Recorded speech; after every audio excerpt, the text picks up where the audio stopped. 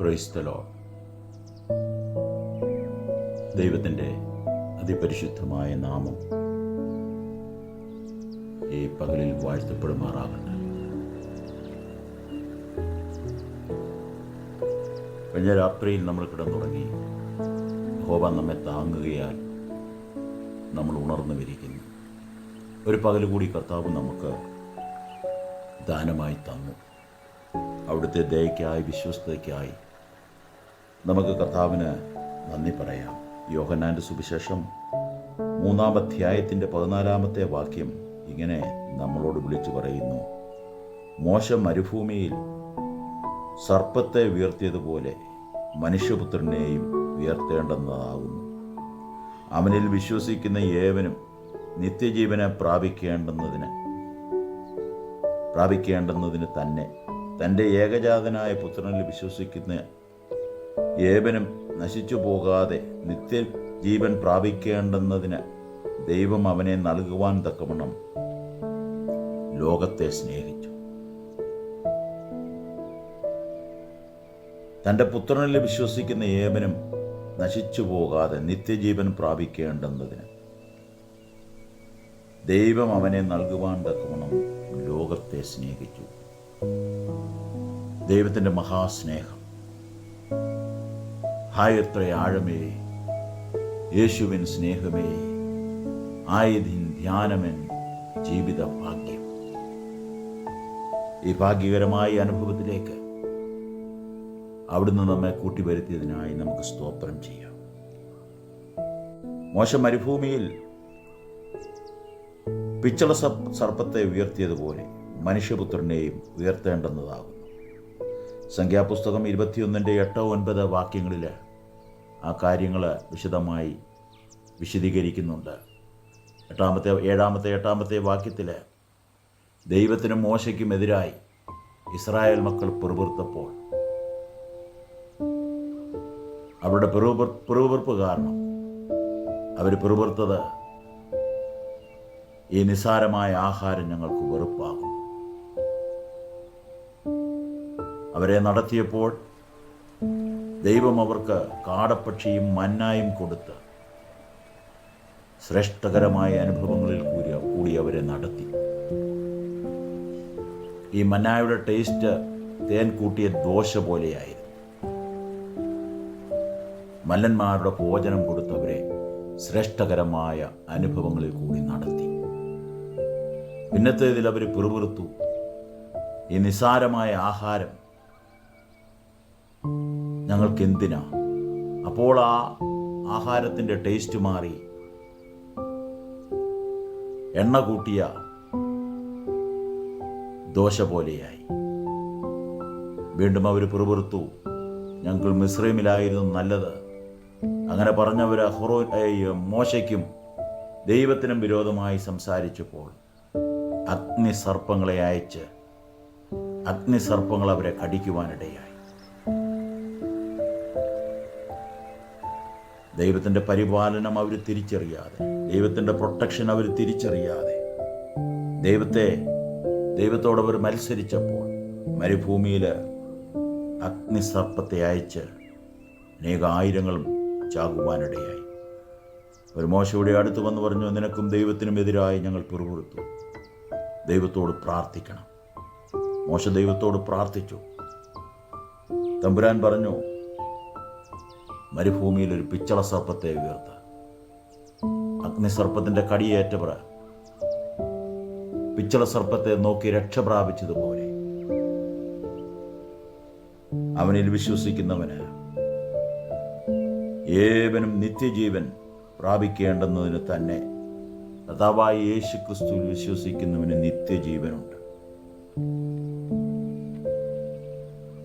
കർത്താവായ യേശു ക്രിസ്തുവിൽ വിശ്വസിക്കാം. കർത്താവായ യേശു ക്രിസ്തുവിൽ വിശ്വസിക്കാം. ഈ ശബ്ദം കേൾക്കുന്ന പ്രിയപ്പെട്ടവരെ, പുതുതായി നിങ്ങൾ ആരെങ്കിലും ഈ ശബ്ദം കേൾക്കുന്നുവെങ്കിൽ അവനിൽ വിശ്വസിക്കുന്നവന്, കർത്താവായ യേശു ക്രിസ്തുവിൽ വിശ്വസിക്കുന്നവന് നിത്യജീവൻ പ്രാപിക്കേണ്ടുന്നതിന് തന്നെ തൻ്റെ ഏകജാതനായ പുത്രനിൽ വിശ്വസിക്കുന്നവന് ഏവനും നശിച്ചു പോകാതെ നിത്യജീവൻ പ്രാപിക്കേണ്ടതിന് ദൈവം അവനെ നൽകുവാൻ തക്കവണ്ണം ലോകത്തെ സ്നേഹിച്ചു. നമ്മെ സ്നേഹിച്ച മഹാസ്നേഹം. ആ സ്നേഹം നിങ്ങൾ നിരസിച്ചു കളയരുത്, തട്ടിക്കളയരുത്. അതുകൊണ്ട് നമുക്ക് കർത്താവായ യേശു ക്രിസ്തുവിൽ വിശ്വസിക്കാം. നിനക്ക് നിത്യജീവൻ പ്രാപിക്കേണ്ടതിന്.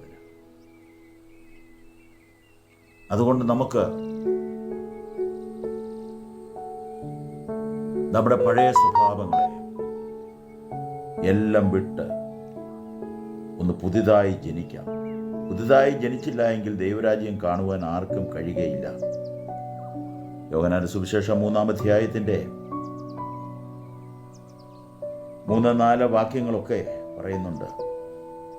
അതുകൊണ്ട് വെള്ളത്തിനാലും ആത്മാവിനാലും ജനിച്ചില്ല എങ്കിൽ ദൈവരാജ്യത്തിൽ കടക്കുവാൻ കഴിയുകയില്ല.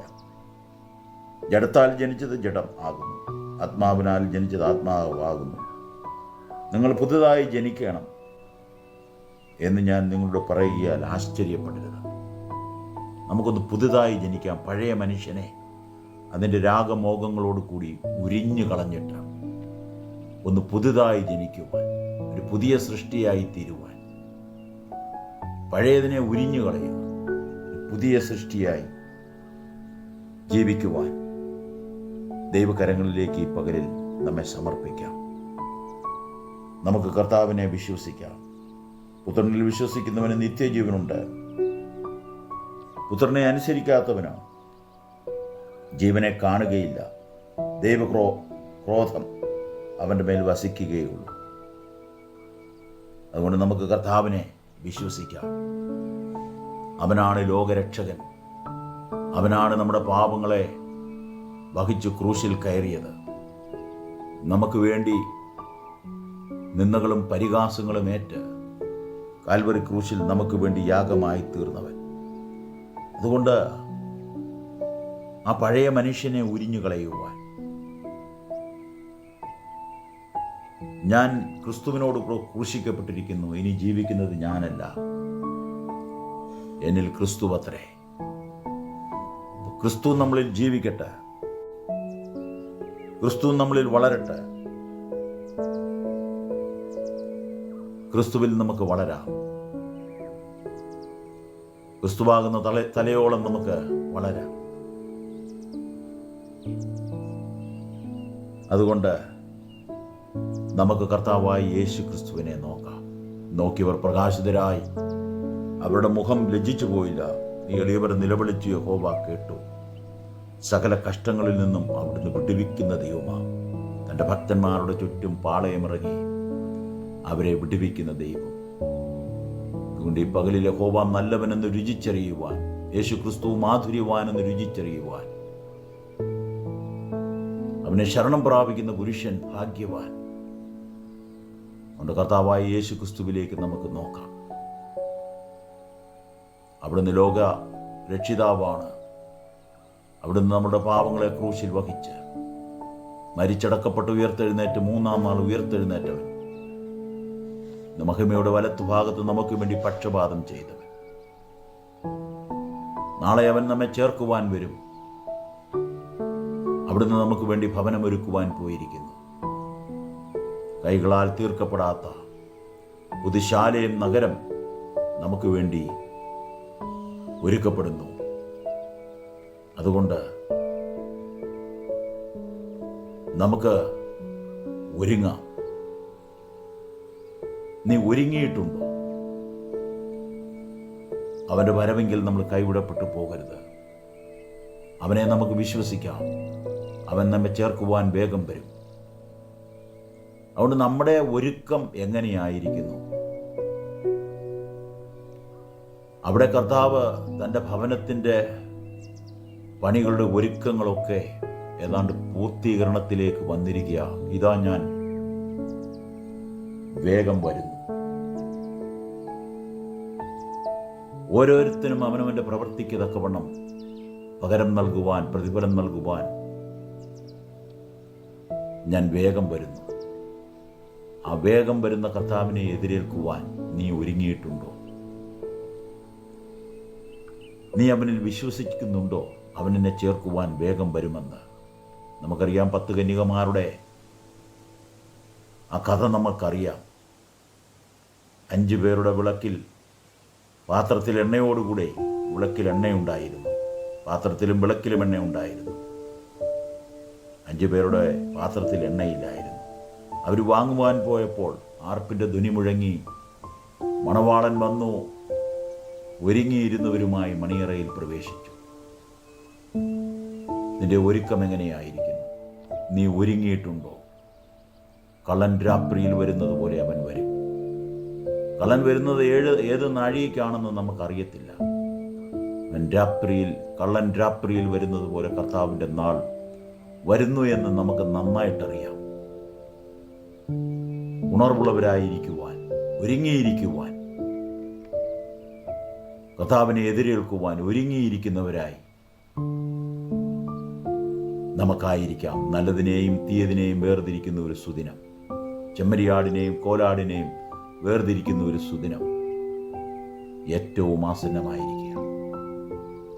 അതുകൊണ്ട് എൻ്റെ പിതാവിനാൽ അനുഗ്രഹിക്കപ്പെട്ടവരെ എന്നുള്ള ആ നല്ല വിളി കേൾക്കുവാൻ, നിങ്ങൾക്കായി ഒരുക്കിയിരിക്കുന്ന വാസസ്ഥലം കരസ്ഥമാക്കുവീൻ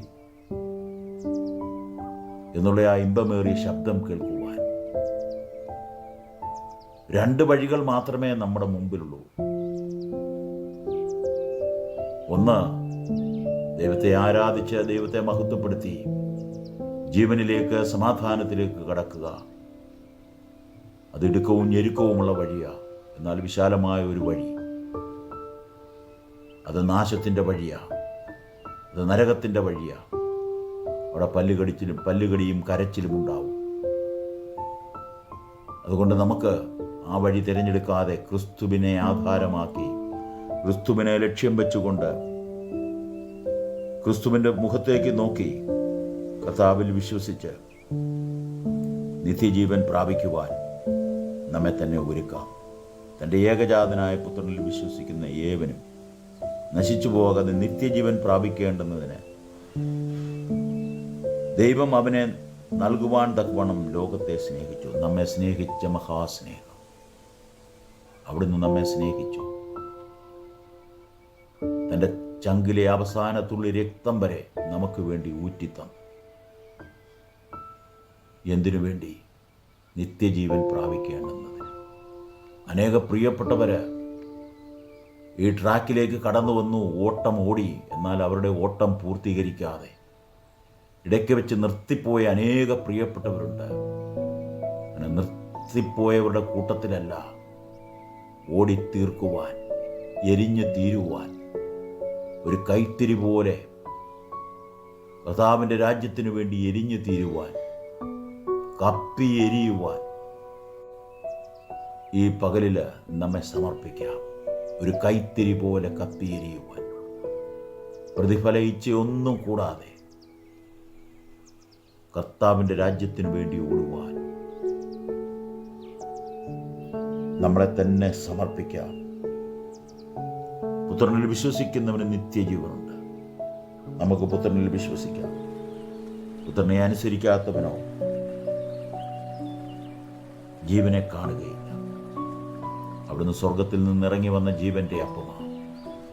എന്നെ തിന്നുന്നവൻ എൻ മൂലം ജീവിക്കും, എന്നെ തിന്നാത്തവന്റെ ഉള്ളിൽ ജീവനില്ല. പ്രിയ സഹോദര, ഒരു നിമിഷം നീ ശ്രദ്ധിക്കുക. അവിടുന്ന് സ്വർഗത്തിൽ നിന്ന് ഇറങ്ങി വന്ന ജീവന്റെ അപ്പമാണ്.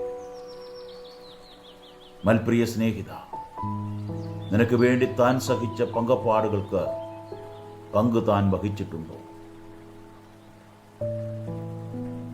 നിനക്ക് വേണ്ടി താൻ സഹിച്ച കഷ്ടതയിൻ പങ്ക് ഇന്ന് നീ വഹിച്ചിട്ടുണ്ടോ? നമുക്കൊരുങ്ങാം.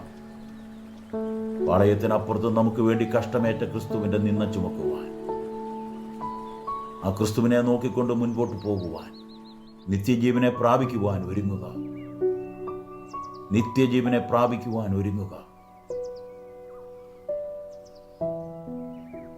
മണവാട്ടിയുള്ളവൻ മണവാളനാകുന്നു.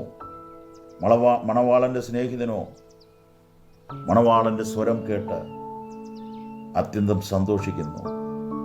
എൻ്റെ സന്തോഷം പൂർത്തിയായിരിക്കുന്നു. ഞാൻ വളരണം, അവൻ വളരണം, ഞാനോ കുറയണം. അവൻ വളരണം. നമ്മളിൽ കർത്താവ് വളരണം, ഞാനോ കുറയണം. എൻ്റെ പിൻപിലുള്ളതെല്ലാം മറന്നുകൊണ്ട് നമ്മെ വിളിച്ചിരിക്കുന്ന പരമവിളിയുടെ ലാക്കിലേക്ക് ഓടുവാൻ, പിൻപിലുള്ളതെല്ലാം ചപ്പെന്നും ചവറെന്നും എണ്ണിക്കൊണ്ട് നമുക്ക് മുൻപോട്ട് ഓടാം. അങ്ങുമിങ്ങും നോക്കിയാൽ നീ പിൻപിൽ പോയിടും. ഭംഗമില്ലാതെ ഓടുവാൻ ഈ പകലിൽ കർത്തൃകരങ്ങളിലേക്ക് നമ്മെ സമർപ്പിക്കാം. തൻ്റെ ഏകജാതനായ പുത്രനിൽ വിശ്വസിക്കുന്ന ഏവനും നിത്യജീവനുണ്ട്. വിശ്വസിക്കുന്ന ഏവനും നിത്യജീവനുണ്ട്. ആദ്യം നിത്യജീവനെ കരസ്ഥമാക്കുവാൻ നമുക്ക് ഒരുങ്ങാം. ദൈവം നമ്മെ സഹായിക്കട്ടെ.